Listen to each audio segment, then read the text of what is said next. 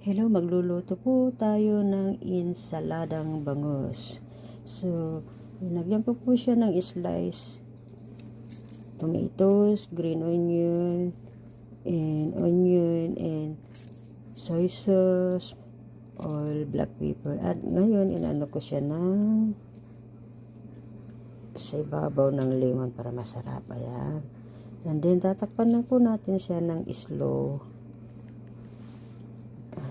Ayan po. Ayan, tikman na po natin. Ooh. Ayan na po siya. Ang sarap-sarap.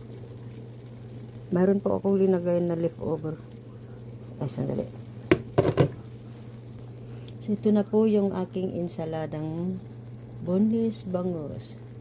Follow me at Nanay ni Dela Cambra to my kitchen. Bye now. God bless.